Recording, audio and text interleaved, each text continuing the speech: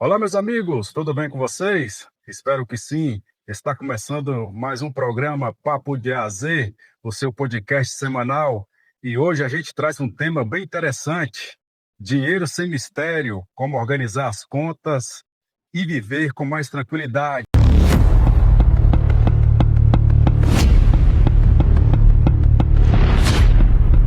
E para trazer esse tema e discutir um pouquinho sobre finanças com a gente, o nosso convidado de hoje é o Wendel Costa, bacharel em Ciências Contábeis pela UESB e 10 anos de experiência atuando na Acoplan Contabilidade nos setores de departamento pessoal, fiscal e contábil, e consultor financeiro nas horas vagas. Wendel, desde já o podcast agradece sua presença. Muito obrigado. Fique à vontade, vamos bater esse bate-papo sobre finança. Seja muito bem-vindo, meu amigo. Uma boa noite. Boa noite, Azenildo. É um prazer muito grande para mim estar participando aí. Boa noite a todos que vai estar nos acompanhando aí, né? É uma honra estar participando aqui com você e bater esse papo aqui. Trazer um pouco de informação aí, né, para o pessoal. Wendel, como começou sua paixão por finanças? Ó, minha paixão por finanças é desde de pequeno, né? De garoto, assim, os primeiros trocadinhos ali que a gente teve acesso, né? A gente vai aprendendo a cuidar, a guardar. E aí veio na adolescência, primeiro emprego, primeiro salário, né? E aí a gente vai aprendendo a administrar um pouco ali no primeiro salário. E o pessoal até brinca, né, que eu devo ter até meu primeiro salário guardado ainda, né? Porque desde de sempre eu tive esse costume, né, de aprender a poupar, economizar e tal. E quando eu entrei na universidade, né, que na área de ciências contábeis, aí fechou mais ainda assim essa paixão, certo? Eu comecei a ver números financeiros de empresas, né? Saúde financeira de empresa, e nisso aí eu comecei é, trazer para o pessoal essas informações, né?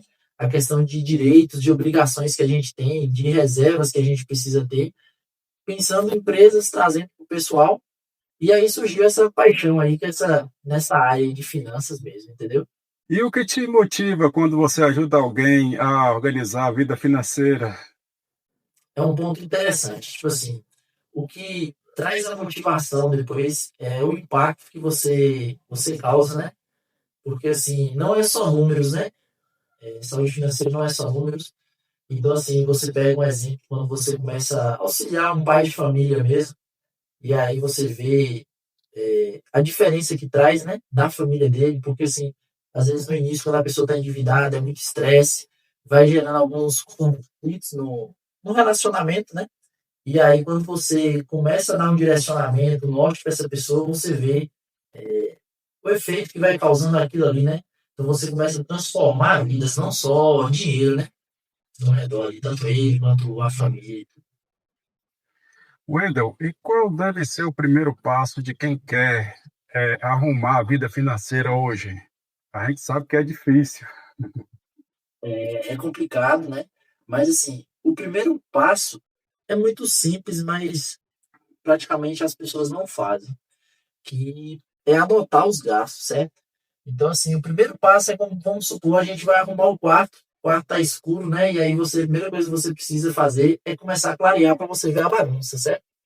Então, assim, a pessoa precisa começar a anotar os gastos, anotar tudo que gasta, né? Então, assim, hoje em dia é mais fácil até anotar, porque hoje em dia o pessoal usa muito cartão de crédito, usa Pix, né? Não é só dinheiro, então facilita para você fazer essa anotação, fazer um diagnóstico ali de quanto que você gastou, ver o quanto que você recebeu, e a partir daí você já, só de você começar a anotar, você começa a perceber algumas fugas, né, de valores ali que às vezes você não está percebendo, e aí no que você anota, você já começa a ter esse choque de realidade, porque as pessoas às vezes não percebem mesmo o quanto que está gastando, em que está gastando, né? Então, o anotar é fundamental nessa primeira etapa. Wendel, quando você fala em anotar, a gente lembra assim do passado, daquela lista de supermercado, que as Sim, pessoas faziam aquela lista de supermercado. É por aí? é por aí. Assim, no caso mesmo da lista de supermercado que você trouxe aí, Qual o motivo principal? Além de você não esquecer, no caso do quando você vai às compras, é de você ter um objetivo.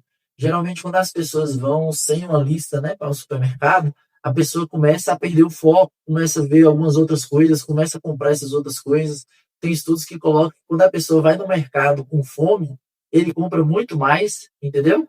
Então, assim, segue o mesmo princípio, entendeu? Porque, assim, quando você não tem essa visão clara, tanto na lista de compras no mercado, quanto do seu orçamento, você fica sem freio, entendeu? E aí você sai compulsivamente fazendo as compras, tanto no mercado quanto nos seus gastos, né? E na sua experiência, qual é o método mais eficiente para categorizar esses gastos? A gente sabe que hoje tem o mercado, tem o açougue, o aluguel, a escola, a saúde. O pessoal costuma colocar sempre aquela questão de gastos fixos, gastos variáveis, né? Gastos essenciais e gastos não essenciais. Eu acho bacana essa forma de anotar, né? Eu gosto de caracterizar um pouco mais, eu gosto de separar por categorias assim, igual habitação. É interessante você fazer habitação, você categorizar por transportes, né? Você lazer, gastos pessoais, entendeu? E aí dentro desses, você tem exatamente esses gastos que são os gastos fixos e gastos variáveis, entendeu? E assim, um exemplo do supermercado mesmo, é um gasto que as pessoas às vezes passam batido da seguinte forma: é, eles não anotam como gasto fixo, porém é um gasto fixo, porque você vai ter que gastar aquele valor todos os meses, entendeu? Então aí as pessoas às vezes não colocam esse gasto como um gasto fixo, só que ele é porque todo mês você vai gastar. A mesma coisa, por exemplo, quem tem uma moto, ele às vezes não coloca o combustível como gasto fixo, mas ele é um gasto fixo. Então, quando você já coloca esses valores já provisionado ali naquela despesa, você já tem uma real noção de quanto que você vai ter para gastar em outras coisas, entendeu? Então, nesses casos mesmo, vamos supor que você começa a acompanhar ali as suas despesas e você vê que todo mês você gasta entre 600, R$ 800 em feira. Então, você já tem que deixar aquele valor ali provisionado ali como um gasto fixo, porque você já sabe. R$ 800 aqui eu não posso gastar, que vai ser um gasto que eu vou ter com feira, entendeu? Entendi, Wendel. É bem explicado e bem didático. Sim. Assim, por exemplo, as pessoas que você acompanha, qual elas costumam cometer quando se dispõe a organizar o dinheiro? A maioria dos erros que o pessoal comete, né, é o seguinte: não anotar os gastos, principalmente os gastos pequenos, certo? Então, o que é comum às vezes o pessoal fazer, por exemplo, você tem um colega no seu trabalho que vende doce, né? Vende um bolinho de pote, por exemplo, que é barato. E todo dia você está comprando aquele bolinho de pote, todo dia você está comprando e você não anota aquele valor, certo? Aqueles gastos pequenos que você não vai anotando, o cafezinho, que é o pessoal que toma às vezes café da manhã no trabalho, entendeu? Então compra ali na rua e ele não anota aqueles valores. E às vezes aqueles valores é exatamente o valor que está escapando das suas anotações, entendeu? É comum também as pessoas, outro erro comum também que as pessoas fazem é emprestar o cartão de crédito delas e não saber o valor que a outra pessoa utilizou, entendeu? Então, assim, dois erros. Tanto a pessoa que pegou o seu cartão emprestado não anotar a obrigação que ela tem contigo, né? Como a pessoa que emprestou também, às vezes, não anota. E aí, às vezes, você pega, assim, eu já tive casos, né, de pessoas que, quando você vai olhar a despesa dela, não justifica aquela dívida. Você fala, meu Deus, essa pessoa não tem dívida assim, o que está acontecendo? E quando você vai ver isso, às vezes a pessoa está emprestando cartão para primo, para irmão, para mãe, ela não anota, o volume de compras é grande, a pessoa não tem esse controle todo, e aí quando você vai ver, a pessoa está assumindo dívida de outra pessoa, sem perceber, e vai virando esse acúmulo, entendeu? E isso é bem comum, principalmente entre famílias, né, que emprestam cartão e termina descontrolando. Com certeza. E o pior é isso, entendeu? Porque assim, quando você já não tem, às vezes a pessoa já não tem esse controle com os gastos dela, né? e aí você pega e assume alguns gastos de terceiros também, né? Então fica mais complicado ainda, né? Uma das dificuldades para quem tenta organizar a situação financeira é em relação às dívidas. Sempre fica aquela dúvida, qual que está primeiro?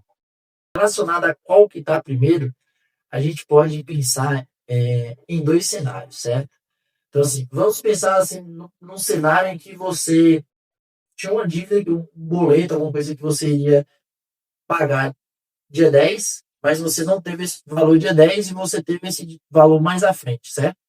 Esse aí, o ideal é você pagar o que tem os juros maior, entendeu? Você prioriza quem tem os juros maior, porque senão aquele juros ele vai ser rotativo, juros de cartão de crédito hoje é um juros abusivo, né? Então, se você não faz essa prioridade, acaba sendo um gasto maior para você. Agora, vamos pensar assim, no cenário de uma pessoa que está realmente endividada, né?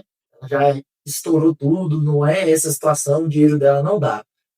Aí já é diferente, aí a gente precisa analisar mais fatores, né? Tipo assim, você precisa analisar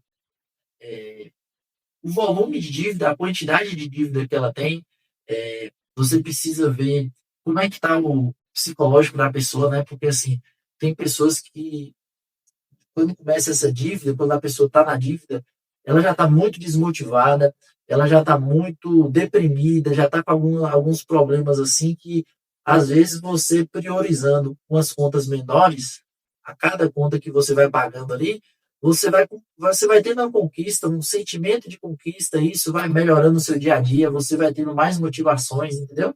E aos poucos você vai quitando essa dívida, entendeu? E aí, quando você prioriza uma dívida alta com juros altos, você não vai conseguir pagar nada e às vezes, você acaba desistindo de pagar essa dívida, tá entendendo? É interessante esse ponto que você traz, Wendel, porque antigamente a gente tinha, logo quando estourou os cartões de crédito, a facilidade de se fazer cartão de crédito, existia o tal pagar limite. E, Poxa, é o mínimo, e pagar o mínimo. pagar o mínimo, exatamente, é verdade, pagar o mínimo. E nisso as pessoas se apegavam e ia criando aquela bola de neve, né, com juros rotativos, e aí não conseguia mais quitar. Tá, perfeito. Ó, essa questão aí é o seguinte, é tudo ou nada, sabe? Essa questão de cartão. O cartão, ou você paga tudo, ou você não paga nada. Infelizmente, a realidade é essa. Por quê? E você falou da questão do mínimo. Por que eles incentivam pagar o mínimo? Aquele valor ali, você paga ele hoje, pagou o mínimo. Vai vencer hoje, você paga o mínimo. Amanhã, a diferença que ficou ali, só os juros já é maior do que o mínimo que você pagou. Então, aquele dinheiro ali é a mesma coisa de você ter queimado aquele dinheiro, entendeu? Então, assim, ou você vai ter condições de pagar tudo, ou você não vai ter condições de pagar nada, e aí você vai ter uma estratégia para frente sobre essa dívida. Mas se você pagar o mínimo, você queimou dinheiro, entendeu? E isso, infelizmente, a falta de informação no início do cartão de crédito, que foi quando estourou, né? O pessoal começou a parcelar, parcelar. Era muito comum e você via pessoas aí que ficavam 5, 6, 7 anos nessa bola de neve aí, como você falou, e não conseguia sair dessa dívida, entendeu? Isso foi assim. Acho que agora o pessoal começou mais a usar com uma certa racionalidade o cartão de crédito, porque era terrível. Com certeza. E também com a internet, né, a informação ela foi melhorando cada vez mais, pessoas mais qualificadas começou a falar, começou a expor isso, né? E as pessoas foi tendo consciência disso, né? Igual aquele o famoso carnê das Casas Bahias, né? Você pegava ali 24 vezes de 50, você ficava doido, você nem percebia que você estava pagando 3, 4 mercadorias. Wendel, qual o limite saudável do cartão de crédito que você considera? Porque ainda nessa linha, a gente sabe que as bandeiras elas te dão muitas vezes limites além daquela renda que você tem, cria aquela ilusão de que você tem o dinheiro para gastar. Qual o limite você considera assim como seguro, claro? levando em consideração o que a pessoa ganha. Sim, ó. Geralmente é colocado até 80% do que a pessoa ganha, né? Exatamente para garantir que, no pior das hipóteses, você vai ter o dinheiro para pagar, né? Mas, assim, se a gente for pensar em uma pessoa que já está endividada, no caso dela é interessante ela nem ter cartão. Uma pessoa que não tem esse controle, né? É interessante ela não ter cartão. E hoje em dia, as próprias financeiras hoje tá dando crédito muito fácil. Então, hoje, qualquer uma pessoa mal começou a ter ali um score mínimo ali, ela já tem 4, 5, 6 vezes o valor dela, né?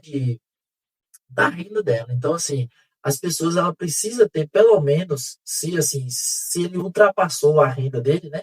Que o ideal seria ser menor, ele precisa pelo menos ter esse controle que a gente falou dos gastos, porque às vezes ele fala, não, mas R$ 100 não vai me apertar a parcela de 100. Só que junto com essa parcela de 100, semana passada ele já fez uma de 80, na outra semana ele já fez uma de 20, né? E aí ele não vai percebendo esse detalhe, né?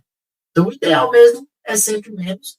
Outro ponto que a gente levantou antes, né, é a questão de emprestar cartão. Então, quando você tem um limite menor, facilita para você dizer não. Porque hoje as pessoas têm essa dificuldade de dizer não para um irmão, não para um pai, para uma mãe. E aí você tem um limite, mas você fica sem jeito de dizer, né? Então, quando você realmente estabelece esse limite menor, você consegue ter a consciência tranquila, vamos colocar assim, né? Porque tem pessoas que preferem cortar o cartão do que dizer não. Eu vou cortar aqui porque ela não consegue dizer não. Então, quando você tem esse limite mínimo, você também facilita nesse ponto, né? E qual o momento ideal para renegociar a dívida? Tem um momento ideal? Tem sim. Assim, pegando assim as dívidas, né, as etapas das dívidas, igual a gente colocou, aí a gente pode pensar naquele ponto que eu falei, quando a pessoa ela já está endividada, qual a dívida ela pagar primeiro, né? Então, existem os métodos, né, que é o avalanche, que é exatamente você pagar os juros maior, esse se torna financeiramente, ele se torna melhor, né? Porém, acontece aquilo que eu te falei, se a dívida for muito grande, você vai ficar tentando segurar aquele valor, às vezes você desanima. Já o outro método, que é a bola de neve, que é exatamente aquela que eu falei, quando a pessoa ela tá mais abatida, tá assim, você vai pagando a que você consegue pagar, isso torna você vai conquistando um emocional melhor, você vai pagando as coisas, e o que que acontece? Aquela dívida que tinha um juros altos, essa dívida vai se tornar o seguinte, depois de um certo ponto, igual você perguntou assim, qual é o momento ideal de renegociar, né? O que que acontece com essas financeiras? Elas vão reconhecendo aquela dívida que você tem, que você não está pagando, elas vão tentando, tá? Aquela dívida que era 5, vira 10, vira 15, vira 20, e vai tentando te convencer de pagar, mas você não tem condições de pagar, e ele, o que que ele faz? Ele vai reconhecendo que ele perdeu aquele valor, e vai reconhecendo essa dívida, aquela despesa no balanço dela. Quando chega na fase de uns 6 meses, 7 meses, o que que esse banco faz? Ele já reconheceu que ele perdeu aquele valor, ele vende aquela dívida. Então, o que que acontece? Você devia, sim, ele reconhecer aquela dívida, para qualquer valor que ele conseguir lucro, ele revende essa dívida sua para terceiros, para outras financeiras, mas ele vendeu por R$ 1.000.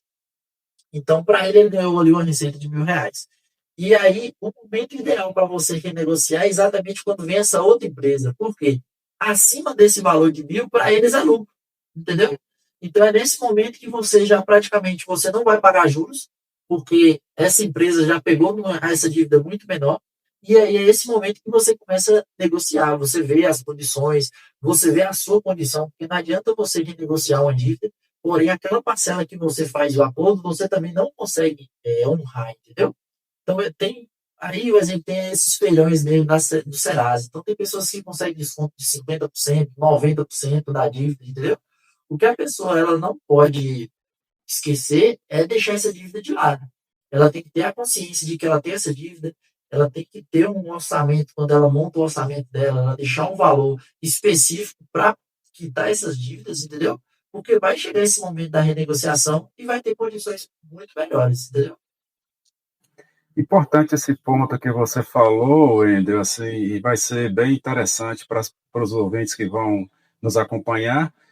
dessa questão de vender a dívida. Às vezes a pessoa contratou ali um empréstimo de um banco, e aí quando vem a renegociação já está na mão de outro, não é isso? Exato, é igual eu falei. Então, exemplo, às vezes o banco, a financeira, né, a terceira ali, ela comprou aquela dívida sua por R$ 1.000. Então, assim, de 1.000 até 5.000, que era a dívida principal, eles têm muito valor para negociar, entendeu?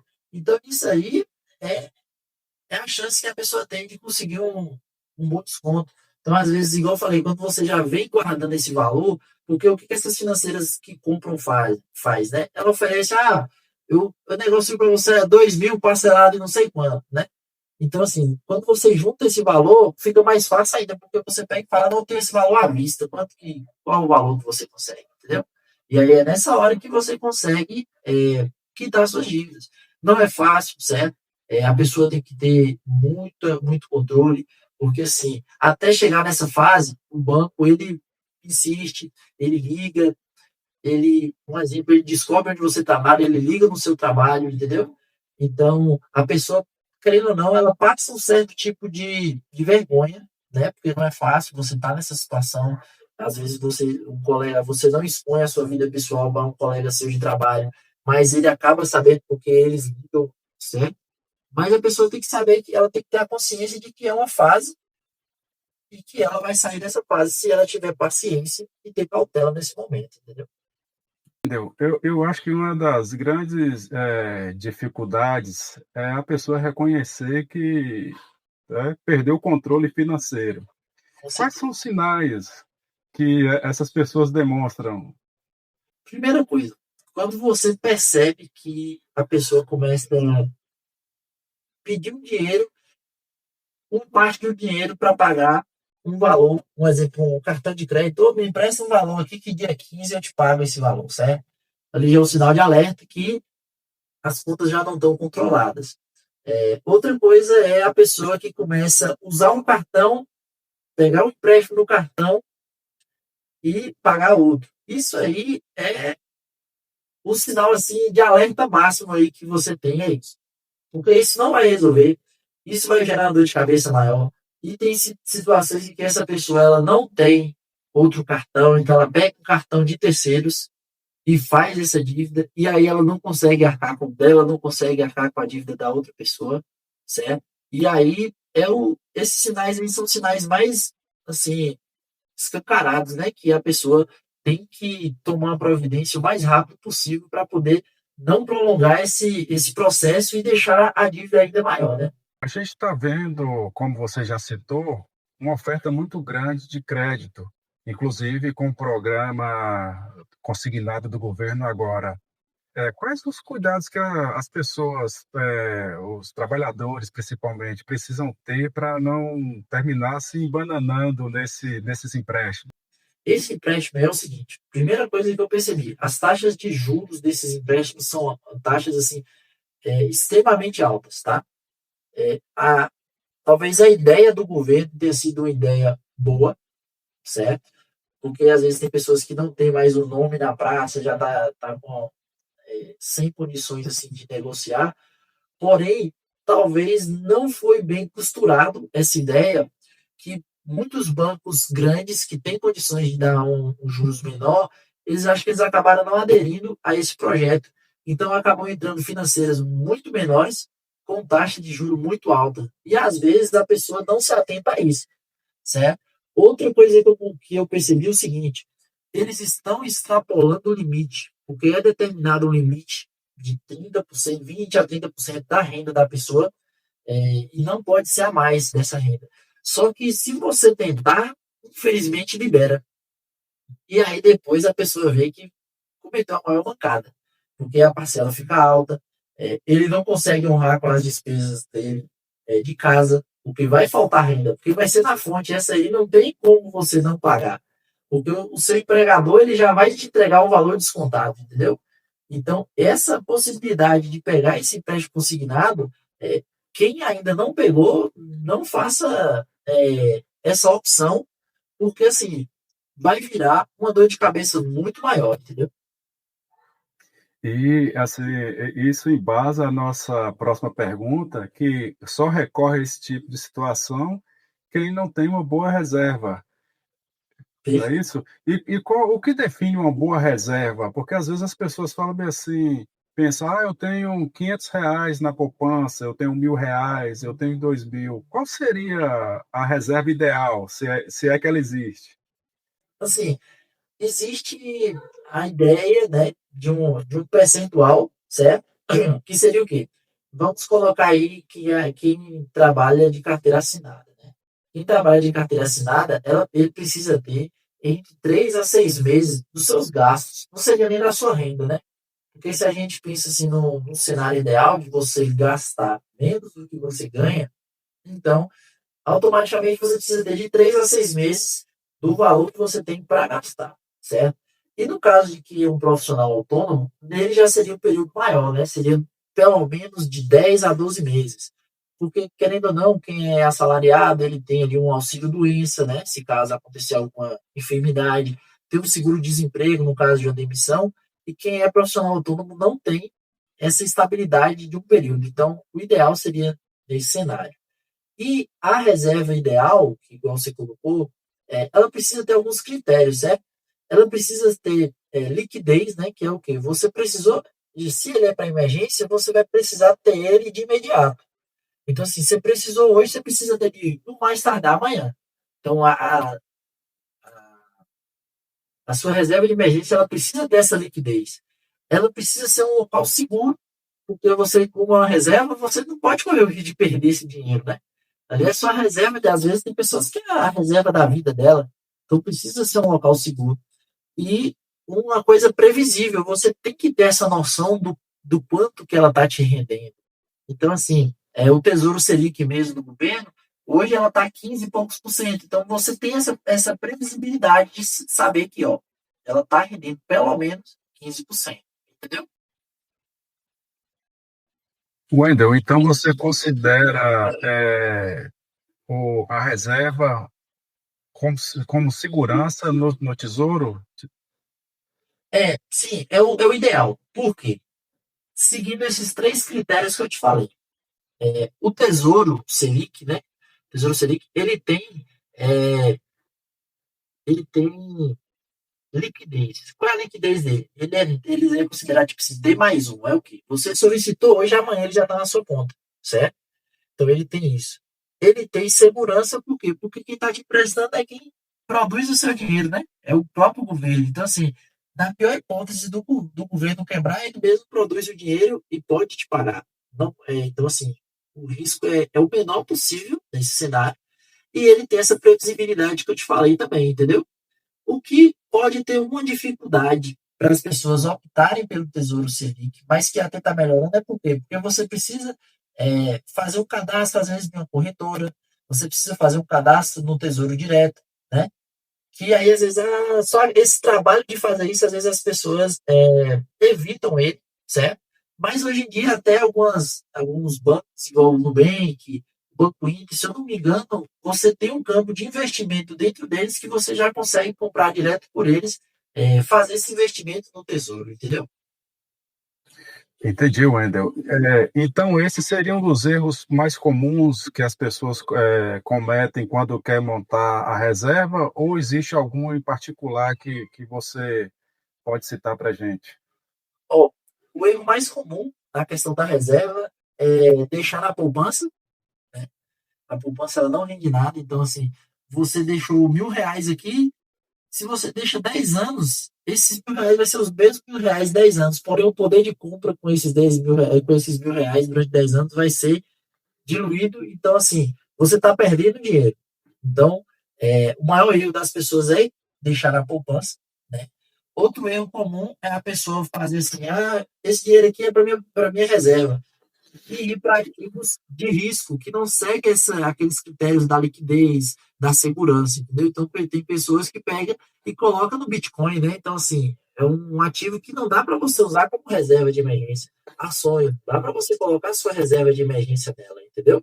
Então, seriam esses principais erros relacionados à reserva de emergência, né? E quais investimentos você recomenda para quem quer começar agora? Ó, o primeiro ponto seria montar a sua reserva de emergência, né? Então, primeiro ponto seria a reserva de emergência. Então, o que, que a gente poderia pensar na reserva de emergência? O Tesouro Selic mesmo, para a pessoa começar a investir para montar sua reserva de emergência. Se você não quer, não se sente seguro ou não quer ter esse trabalho de ir direto lá, os CDBs dos bancos, né, igual as caixinhas do Nubank, é interessante também. Ele tem uma rentabilidade um pouco menor, mas ele também é interessante. E aí agora vamos pensar no cenário que você já tem a sua reserva de emergência montada, né? Então, assim, se você já tem a sua reserva de emergência montada, você já pode começar a arriscar um pouco mais. Não muito, vai de perfil de cada um, quem é mais sensível e tal. Mas o interessante aí é você começar distribuir o seu valor, o seu dinheiro, né? O seu patrimônio. Não é interessante você deixar em um único local, né? Então aí você pode, tem uma metodologia que é utilizada de você distribuir 25% em cada classe, né? Então, assim, vamos tirar a reserva de emergência da conta. Então, tirou a reserva de emergência, vamos pensar assim, 25% em tesouro direto, que aí entra de novo a Selic, né, que é o mais seguro, mas fora a reserva. Então, 25% dela, 25% em ações, 25% em fundo imobiliário e 25% em ações do exterior. Isso é ideal, porque assim, para você acertar qual ação que vai render mais, qual o fundo que vai render mais, é muito difícil.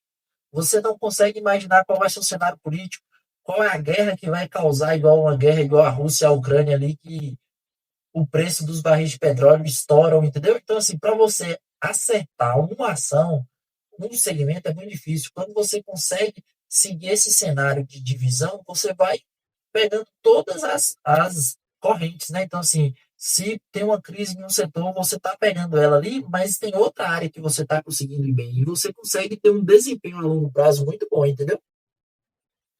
Certo, Wendel. Eu bem entendi, sim, com certeza nossos ouvintes vão entender também e está bem assim explicado discorrendo sobre o assunto. É um assunto bem importante, é um assunto dinâmico, né? Sim, sim. Ele tem várias vertentes e assim vários detalhes, e um deles que também é minha dúvida é sobre a questão da renda fixa e variável.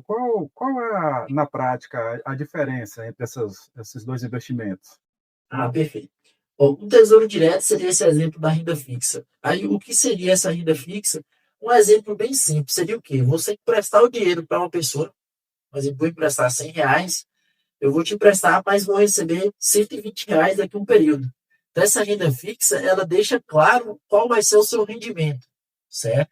Então, por exemplo, o Tesouro Selic, que seria o da reserva de emergência, hoje ela está te deixando claro, ó, você vai pegar aqui e ela vai estar rendendo 15%, entendeu?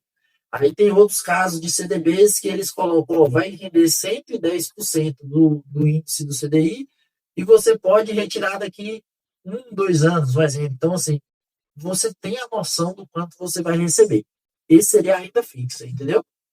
Já a renda variável, a gente pode usar como exemplo você começar um negócio. Você pega ali R$ 1.000, vou começar uma loja. Você não sabe se vai dar certo esse negócio. Você não sabe se você vai lucrar muito com essa empresa, se essa empresa vai falir e você vai perder esse valor. Então a renda variável ela é isso, né? Você pode, se você ir com cautela, se você fazer uma análise dessas ações, se você ter essa noção, claro que se torna previsível, mas você também não tem como ter essa exatidão, entendeu? Você às vezes analisa o passado, você pega o histórico passado, e o passado não é garantia do futuro, né? Então, assim, acaba se tornando essa questão do variável. Você já trouxe um pouco sobre a informação, assim, já trouxe alguns detalhes sobre o Tesouro Direto, mas aquelas letrinhas assustam muita gente, o Sim, CDB, LCI ou LCA. Qual a sim. diferença, ou melhor, como escolher o melhor investimento na parte inicial, quando você está Pronto, iniciando? perfeito. Essas letrinhas realmente elas se confundem um pouco. O que você pode entender nisso aí é quem são os os credores, né? Então, assim, quando você fala de tesouro direto, é o governo. Então, o tesouro direto, ele tem a taxa Selic, ele tem o tesouro Selic, ele tem inflação mais um índice, né? Ele tem previdência mais um índice. Então, ele é sempre você está investindo, emprestando dinheiro para o governo. Quando eles colocam CDB, isso aí é uma carta de crédito do banco, de bancos, né? Então, um exemplo, você precisa ser um banco de confiança. A gente teve o caso agora do Banco Master, né? Que estava emitindo CDBs de taxas altíssimas, né? Então, era um banco que já estava dando sinais que não estava bem, entendeu? Então, CDBs é banco. Então, aí você tem que ter esse cuidado. Quem é o emissor desse título? Que banco é esse? Será que você já ouviu falar desse banco, entendeu? Aí é um sinal de alerta no caso dos CDBs, porque assim, se o título mais seguro é o Tesouro Selic, a CDB que é para o governo, então os bancos eles sempre vai oferecer um pouco a mais, um atrativo a mais, para você fugir do governo e para eles. E o banco que ele é desconhecido, ou um banco que tá com problemas financeiros, ele vai ter que oferecer ainda mais, entendeu? Então, assim, se o Itaú, o Bradesco, ele está oferecendo 110, se um banco desconhecido vier oferecendo 110, você vai não conhecendo, entendeu? Então, no CDB seria isso. Já o LCI e o LCA, eles são, tipo assim, são letras de crédito para setores. Então, o LCI você está investindo no setor imobiliário e o LCA você está investindo no agronegócio, certo? Só que esses dois, o que acontece? Eles são isentos, então eles têm esse marketing, apesar que o governo está querendo tirar essa isenção, né? Mas assim, eles são isentos dois de imposto de renda, porém, para você aportar nele, o valor geralmente é um pouco mais alto, esse capital inicial, certo? E ele também não tem liquidez tão rápido, então geralmente eles têm prazos maiores, entendeu? É sobre exatamente sobre essa questão, quando fala do investimento, muitas pessoas às vezes pensam que precisa de um montante Sim, muito alto para investir. Mas dá para investir com pouco dinheiro? dá, com certeza. Aí, assim, o que acontece hoje, que as pessoas precisam ter essa noção? Como investir com pouco, né? Então, pegando o exemplo do Tesouro Direto, ele tem o Tesouro Selic, que ele é cento e poucos reais para você comprar uma única cota dele, certo? Tem, por exemplo, títulos de inflação mais algum índice que eles colocam, geralmente eles colocam tipo inflação mais 4, inflação mais 5, que começa a partir de R$ 34 uma cota, certo? E quando você vai para o mercado de ações, as ações também são baratas. O que a pessoa ela precisa ter o cuidado é o seguinte, que toda vez quando você vai comprar uma ação, que você coloca o código dela na bolsa, aquele código ali ele é vendido num pacote de 100 cotas daquela ação, certo? Só que existe o mercado fracionário. Então, quando você pega e pesquisa aquele código da ação e bota o F na frente, que seria de fracionado, ele vende na conta que você precisa, entendeu? Então, e você, se você quiser começar investindo R$ 10, R$ 100, R$ 5, o valor que a ação tiver valendo ali no momento, você consegue entrar nesse mercado, entendeu? E aí você consegue, pegando aquele cenário que eu te falei, dos 25%, aquele cenário ali, você consegue aplicar ele em qualquer valor que você tem para investir, entendeu? Pode ser que você não consiga no primeiro mês aportar nesse percentual, mas esse percentual ele pode ser o seu ideal, o seu ponto ideal, né? O seu objetivo ideal. E aí você vem, esse mês eu tenho R$ 200 para investir. Como eu consigo diversificar nesses valores, certo? E aí você consegue ir colocando um pouquinho de cada um. Você falou em ação, e ação ainda vamos colocar assim, como um tabu para o investimento de muita gente, porque Sim, tem os critérios para acompanhar, tem os critérios para adquirir. sim. Qual seria o conselho que você daria para quem quer adquirir ações? E quais são as ações hoje mais rentáveis no momento? No caso das ações, você tem razão. Ele é um vilão ainda, certo? Ainda é muito novo. É muito difícil você conhecer uma pessoa que realmente investe em ações. E aí, nesse momento, você precisa ter cuidado. Eu lembro de um caso mesmo de um colega que uma vez foi às ações da Magazine Luiza. Tava 20 e poucos reais as ações da Magazine, começou a cair, cair, cair. Aí eu conversando com ele, rapaz, se eu tivesse 10 mil, na época já tava 12 reais, se eu não me engano. Ele, se eu tivesse 10 mil, eu comprava tudo de ação, que essa ação vai subir, vai lá para cima de novo. Aí eu falei, rapaz, eu não falei uma coisa dessa, né, Paulo? E aí de 12 foi para 11, foi para 10, foi para 9, foi para 8 e chegou praticamente a R$ 1 uma ação da Magazine Luiza nessa época. Então, assim, se você não tem esse conhecimento e você escuta a pessoa falando dessa forma, se eu tivesse 10 mil, eu colocava. Se você coloca, você perde, entendeu? Então, assim, o que é interessante nas ações?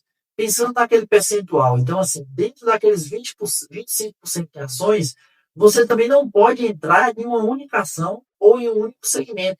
Então, exemplo, você vai aportar em ação, você pega e entra todinho em banco. Imagina se tem uma crise bancária igual teve em 2008, que afeta todos os bancos, você vai falir independente do banco que você tem.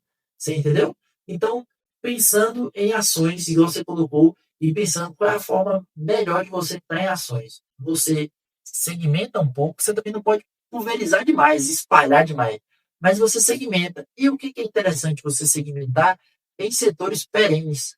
Seria o que? Aquele setor que não tem como ele parar. Então, um exemplo, setor de banco é um setor perene, ele não para, sempre vai ter instituição bancária. Setor de energia, não tem como hoje a gente viver sem energia, certo? Setor de saneamento básico, a gente sabe muito bem que tem muito do Brasil ainda que não tem saneamento básico. Então é um setor que pode crescer ainda. Não tem. Na nossa cidade aqui, Vitória da Conquista, cidades das regiões próximas aqui da gente, ainda não tem saneamento básico 100%. Então são setores que não tem como parar, entendeu? E aí, quando você entra nesses setores, você entra em uma ação, aí você pode entrar quais são as principais ações de energia, quais são aquelas empresas que sempre deu lucro, nunca deu prejuízo, é constante, você entendeu? Essa aqui.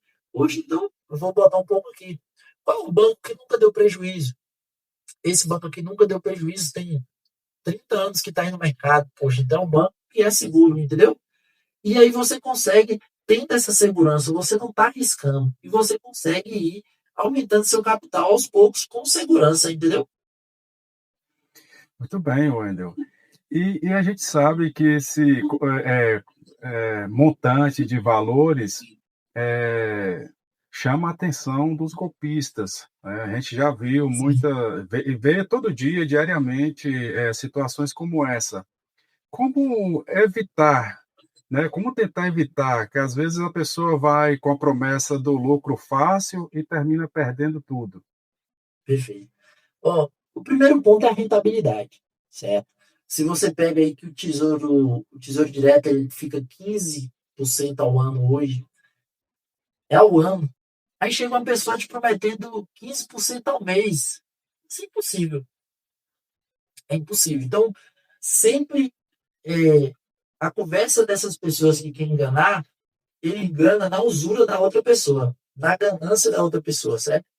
Então, assim, o que as bets hoje faz tanto sucesso é a ganância de você botar R$ 1 e ganhar R$ 500. Investimento nenhum seguro dá esse retorno para a pessoa, entendeu? Então, é na ganância. Então, o cuidado que você tem que ter é consigo mesmo, de não ser ganancioso, de ter essa consciência de isso aqui é impossível ter esse rendimento. Outra coisa que às vezes a pessoa precisa ter cuidado é o seguinte: se você não é da área de finanças, quando começar a estourar uma notícia de uma ação, é sinal que já está para virar. Isso acontece muito com o Bitcoin. Na hora que você não é de acompanhar o Bitcoin, do nada começa. O Bitcoin bateu a máxima dele, bicho. Ali é sinal que ele vai começar a descer. Aí é isso aí que as pessoas de fora sofrem golpe, porque ela entra achando que ela vai estourar e aí o valor cai. Aí elas não estão acostumadas a perder dinheiro. Ela pega e sai bem quando está embaixo. É nesse momento que quem saiu lá em cima volta comprando com desconto e sobe de novo. Entendeu? Então, às vezes, quando você começa a ouvir demais, você não é de seguir esse setor, e você começa a ouvir notícias boas, é sinal que está prestes a acontecer alguma coisa que não vai ser bom para você, entendeu? Então, assim, cuidado com a ganância, cuidado com a lucratividade fácil, certo? E com essas notícias que começam a surgir. Às vezes tem influenciadores hoje, como tem bons influenciadores, tem os maus também. Então, assim, você tem que ter cuidado. Tem muito influenciador aí que começa a falar muitas notícias aí que você precisa ter esse cuidado, entendeu? Então, um exemplo, eu não posso chegar aqui para você e mandar você, ou investe nessa ação aqui que é certeiro. Não, não tem como você fazer isso, entendeu? E tem alguns que fazem. E aí, o que eles fazem às vezes? Às vezes ele tem aquela ação, essa ação já está em alta, ele quer sair fora dessa ação já. Então, o que ele faz? Ele começa a fazer essa divulgação, bota as ações dele à venda, e aí ele pega e sai bem nesse momento, porque ele sabe que essa galera que está entrando, na hora que começar a cair, eles vão vender. Aí ele volta de novo para essa ação com valor com desconto. É igual você chegar no mercado, o feijão é R$ 4 e você chega lá, tá 2. Você vai comprar com desconto. Essa é a mentalidade de quem está no mercado, porém não é a mentalidade de quem é de fora do mercado, entendeu? Um ponto interessante que você abordou aí, Wendel, sobre exatamente isso, quem está fora do mercado, quem não acompanha. Qual o momento ideal, assim, vale a pena buscar um consultor de finanças? Bacana. Ó, essa questão de consultor, eu penso o seguinte: se você tem um patrimônio bacana, você tem um valor alto, você tem um outro tipo de atividade, eu acho interessante você ter um consultor. Por quê? Porque você já está dedicando o seu esforço à sua atividade principal. Você não tem tempo de estar mergulhado nesse mundo de finanças, então a probabilidade de você cometer erros com o seu patrimônio é muito grande. Então eu acho interessante você ter uma atividade principal, você tem um patrimônio bom para você poder fazer esses investimentos, você não se preocupar em tentar entender o mercado e acabar perdendo. Então, você foca na sua atividade principal ali, claro, você acompanhando, pedindo relatórios, entendeu? Pedindo feedbacks, mas você deixa para o seu consultor, um consultor de confiança, fazer esses investimentos, certo? Agora, o que, que você precisa ter cuidado nesse momento de consultor é o clássico, é o gerente do banco. Gerente do banco é o mais arriscado possível. Por quê? Porque o gerente do banco, ou o consultor do banco, ele está visando o banco e não você. Então, ele sempre vai optar pelo que é melhor para o banco, o que é melhor para as metas do banco que ele precisa alcançar. Então, por exemplo, se ele é consultor do Banco Bradesco e tem um investimento bacana do Banco Itaú, ele não vai para lá. Porque o banco dele não é ideal. Você está entendendo? Então, às vezes, o primeiro ponto que você precisa, às vezes, fugir seria desse consultor, né, do banco, aquele gerente do banco. Mas se você não confia em outro, é uma pessoa que você já tem confiança, você vai porque, assim, é melhor do que, às vezes, você tentar sozinho, entendeu?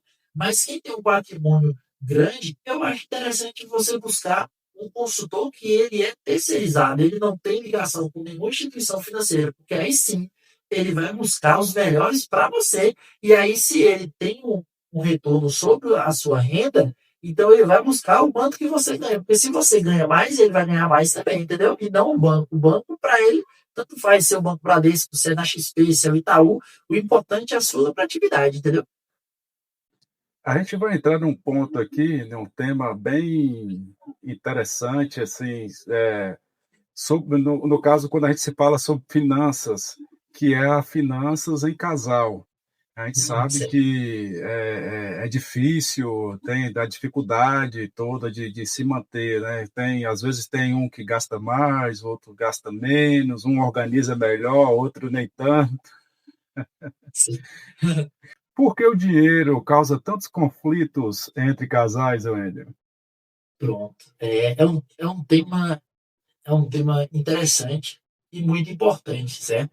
Essa área de finanças em casal, né?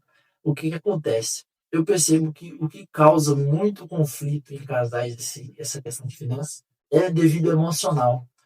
Porque dificilmente você consegue encontrar uma pessoa que está endividada e está sorrindo. Uma pessoa que está endividada e está feliz na vida.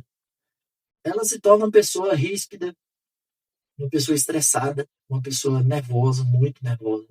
Então, no momento em que tem isso, aí você começa a responder com patada, você começa a ser ignorante com o seu cônjuge, né? Você começa a ter exatamente isso. Se você já está endividado, o seu parceiro ele gasta muito, isso é mais um motivo de conflito, de estresse.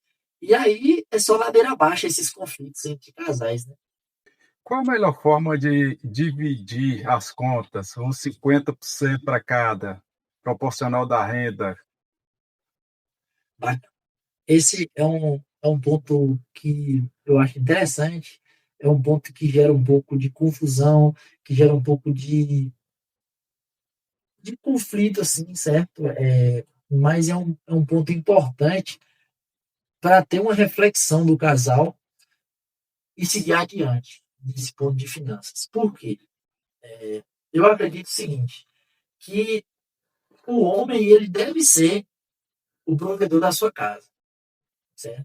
Mas claro que a gente tem que colocar aqui o seguinte, cada casal tem a sua decisão, né? Cada família tem a sua decisão, e se está vivendo bem daquela forma, tudo bem, né? A gente não pode ditar regras. Mas assim, eu acredito que o ponto ideal seria o homem ser o provedor. Não quer dizer o seguinte, que a mulher não possa ganhar mais que o homem, isso aí é totalmente normal, porque cada um vai ter sua atividade, cada um vai ter o seu desempenho na sua atividade. Então é super normal mulheres hoje ganhar mais do que o homem, certo? Mas o que, que eu falo dessa questão do homem ser o provedor? Que seja o seguinte, igual você falou, se você divide 50 a 50, o que, que pode acontecer? Quem recebe menos, um exemplo, no caso da mulher que eu falo, né? Se torna injusto para ela, porque o efeito daquele valor em um não é o mesmo no outro.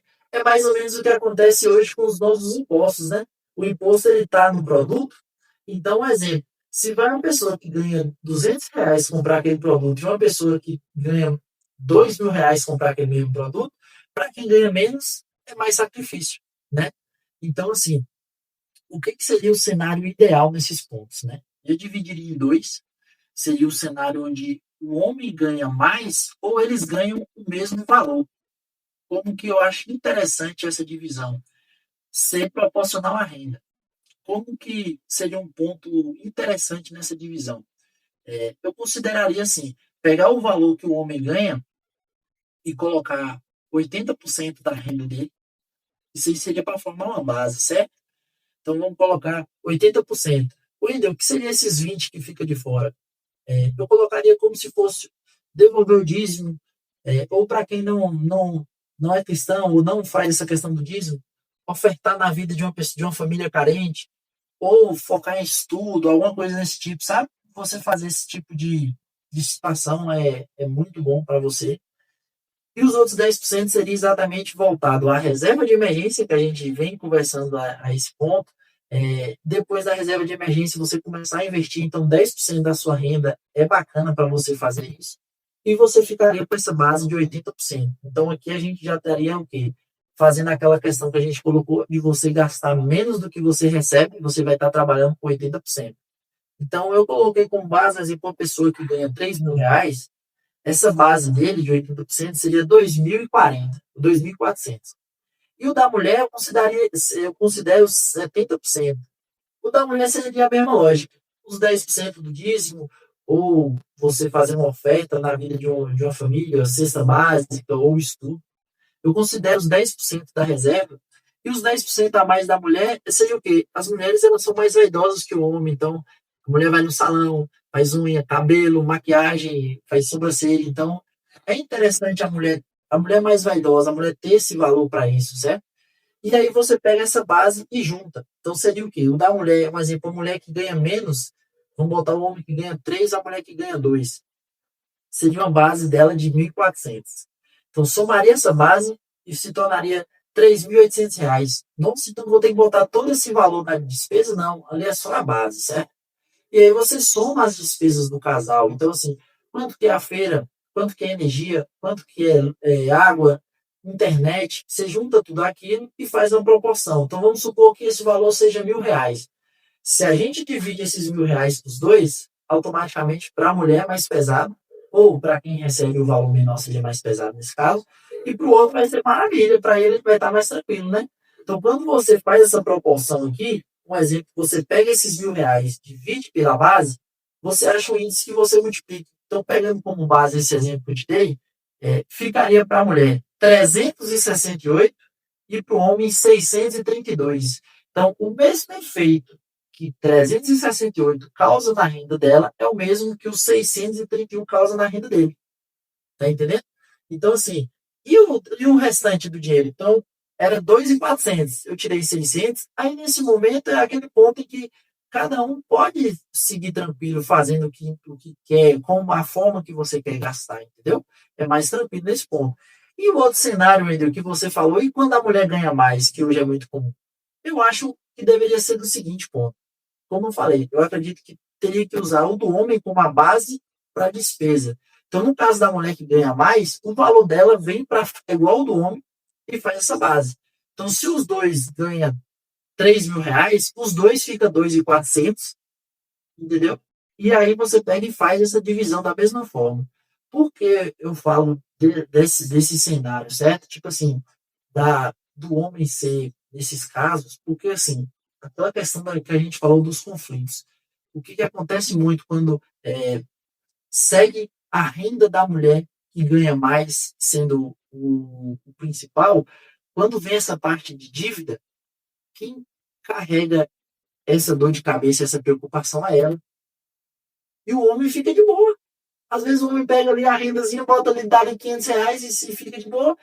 E a mulher que tenta se virar. Então, assim, claro que um exemplo, você ganha mais do que ela, mas ela é a pessoa que sabe lidar com dinheiro, que é muito comum. Geralmente a mulher mais habilidosa que o homem para cuidar do dinheiro, não tem problema, é ela que vai cuidar, mas seguindo essa metodologia.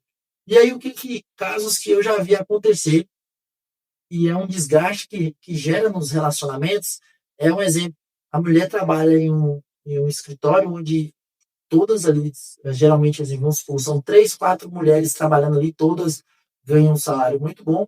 E aí, a que é responsável pela dívida, está tendo aquela dor de cabeça, ela começa a se incomodar, porque ela vê as outras colegas que ganham o mesmo valor que ela, tendo uma vida tranquila, sem essa preocupação, e quando ela olha para o lado dela, ela está tendo essa complicação. O marido, às vezes, não está se posicionando como deveria, entendeu?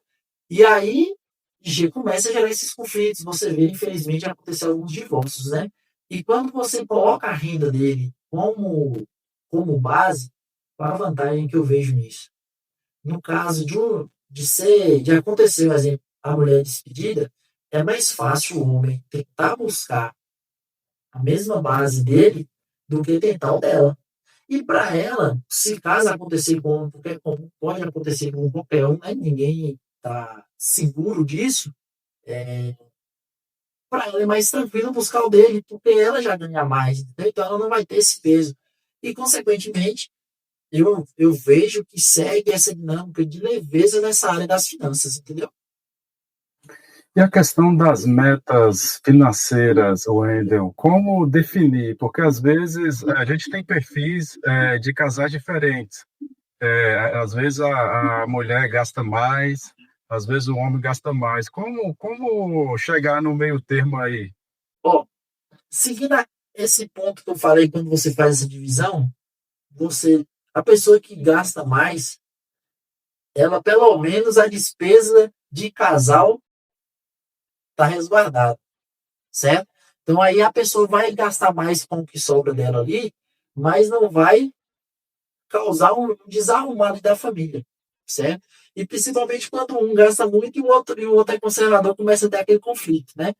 Mas assim, pensando outra forma que dá para você resolver essas questões também, é você ter clareza, você ter diálogo sobre as finanças.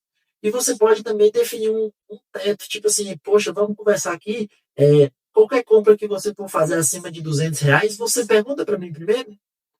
Você está entendendo? Então, quando você gera esse diálogo, você consegue, porque às vezes o que a pessoa precisa, essas pessoas impulsivas para compra, ela só precisa de mais meia horinha ali para pensar, entendeu?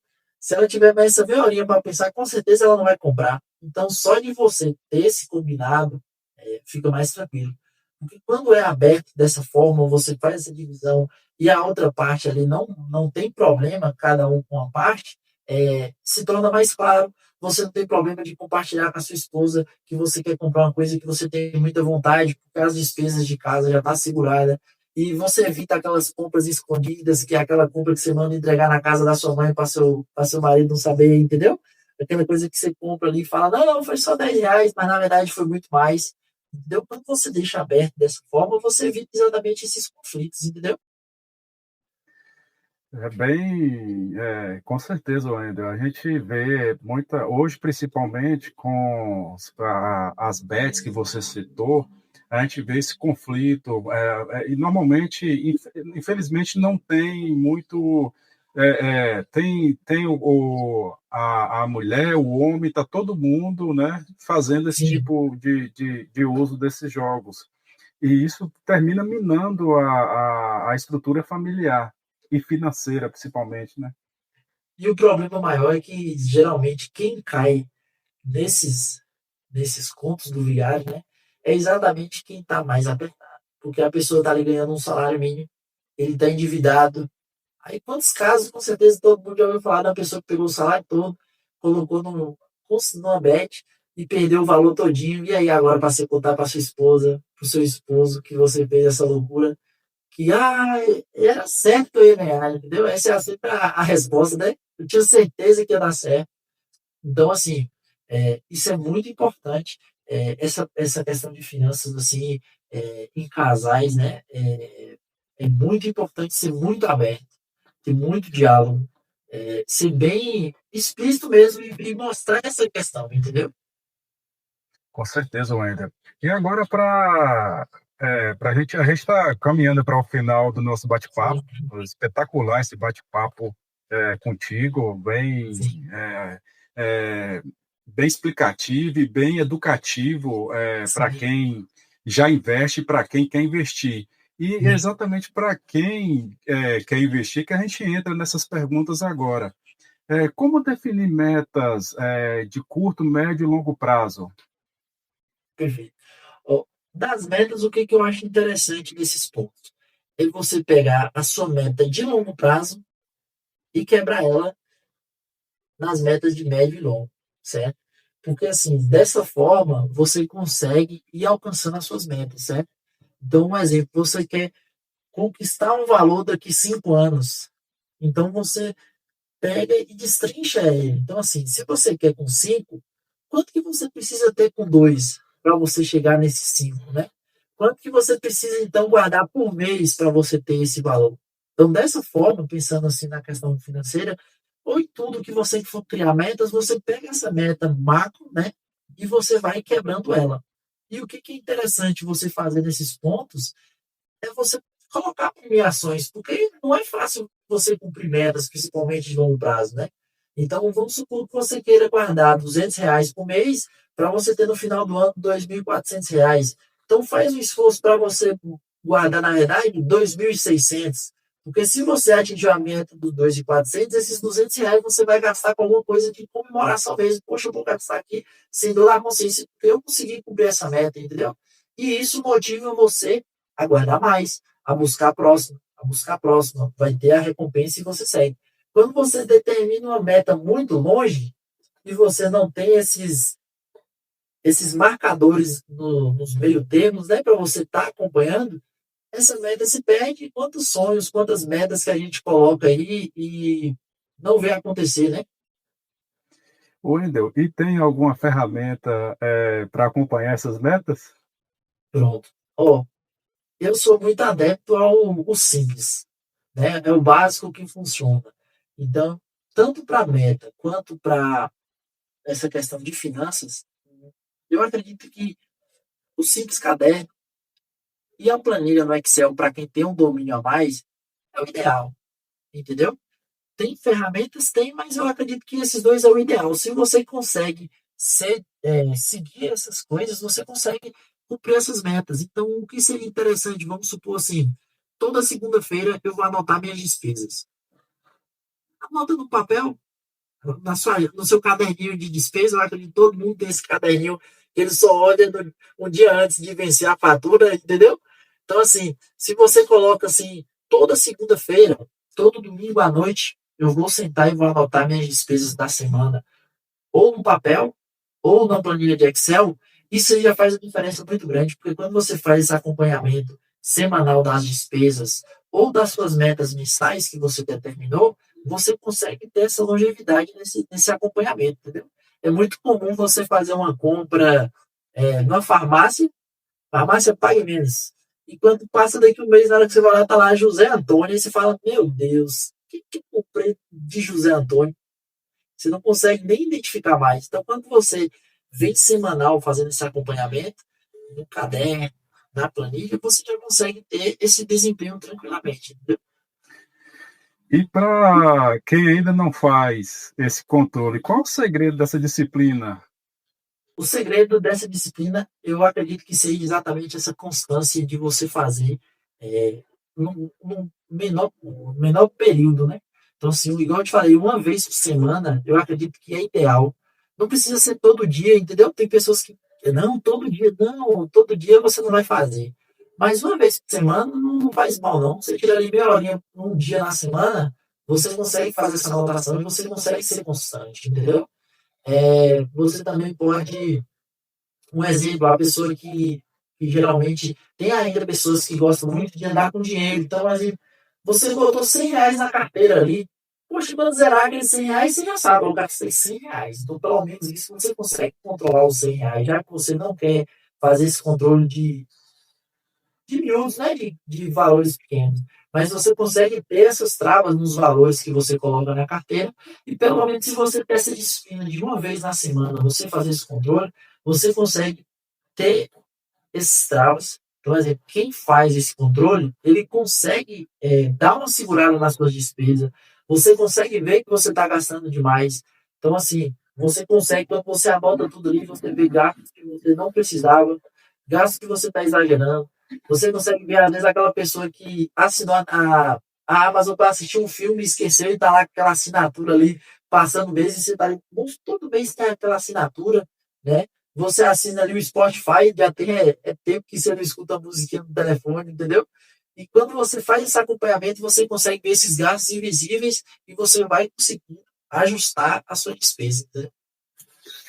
Meu amigo, e para quem ficou curioso e quer algumas dicas, como faz para entrar em contato contigo?